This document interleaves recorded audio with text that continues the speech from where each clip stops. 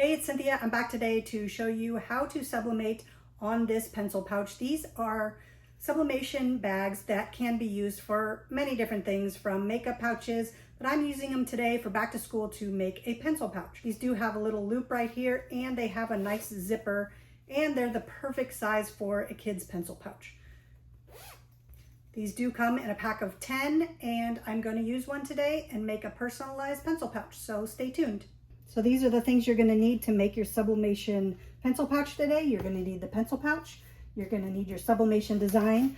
You need a pressing pillow. You need some butcher paper. I'm using a ruler to measure out where the design goes on the bag. And you also need your lint roller and some heat tape. The first thing I'm going to do before I put on my sublimation design is lint roll this bag to get any lint or debris off of it. Because if you don't lint roll it, you don't get rid of any debris, it can leave white spots or little bumps in your sublimation design, which you don't want. So it's really easy just to lint roll. I like to go over it a few times just to be safe. And then I'm going to take my sublimation design and I'm going to put it on the bag. I am just going to center it, but if I'm trying to be really careful, then I will definitely measure it out. I got these little rulers, which are perfect for measuring out.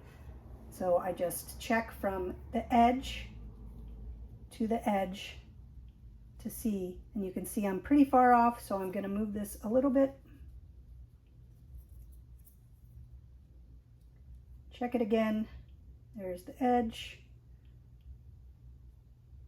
to the edge, which is pretty close, and you definitely want it centered, but I like to put mine a little bit higher on the bag, because if you put it down too low and the bag sits down, then the design is too low on the bag. So I like to put mine up a little bit higher, but you also want to avoid putting your design too close to any of the seams, because that can really affect how it's pressed.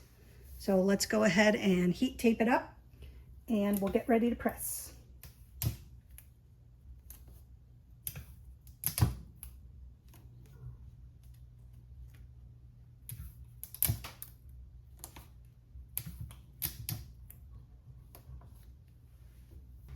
And one thing that I am going to do with this bag, since it does have a seams and a zipper, and if you put it in the press this way, this is actually going to be the high point where you're pressing, and I want this to be the high point. So what I do is use a pressing pillow. And I have lots of different sizes of these, so this one is going to be perfect. I just fit that in, and now you can see that the name is actually the high point and not this any longer. And another thing I am going to do, because I don't want any ink to run through this fabric since it's not super thick and get on my pressing pillow, I'm going to actually put a piece of butcher paper inside, and then I'm going to put one on the outside to make sure that I don't get any bleed on my heat press.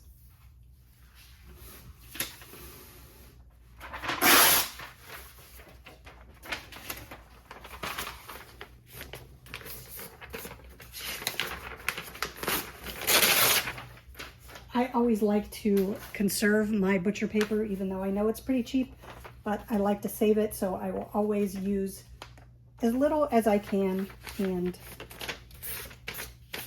make smaller pieces,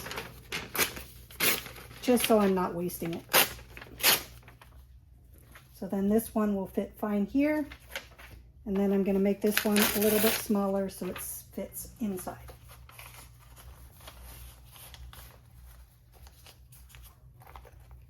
And it's ready to press. Now I'm going to press this at 400 degrees for 70 seconds. And you don't need a ton of pressure when you're pressing these bags, because I don't want it to dent too much and make lots of lines in there.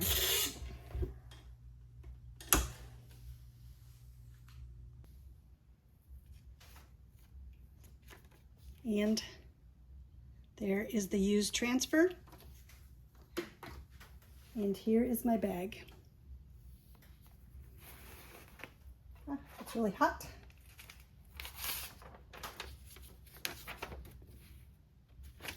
I didn't really see any ink bleeding onto this, but it's better to be safe than sorry. And I did get some pretty big lines here. Be careful, that zipper is really hot. I did get some lines here, so what I'm gonna do is repress this after it's completely cooled. I love how it turned out. It looks super cute. And this is why you always use blowout paper. You can see how much ink actually transferred onto this blowout paper. And if you didn't have that, that would be going right onto your machine. So this is why you always use butcher paper and throw it away afterwards. Because if you don't throw it away and you try and reuse this butcher paper, all this ink will heat up again and transfer onto the next blank you try and use it on. Now, I didn't like how the lines came out in the pencil pouch after I put the sublimation design on there. So what I did is put it back in with the pressing pad in it, and I'm going to see if those pressing lines will come out. I'm kind of a perfectionist that way. I don't like to have lines on my blanks where I can see the lines where the design has been pressed. So let's try it out and check it out and see if they came out.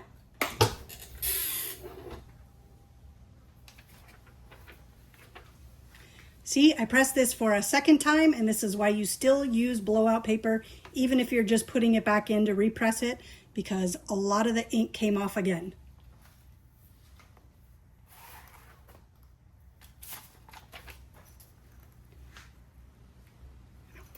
Keep burning myself with that zipper.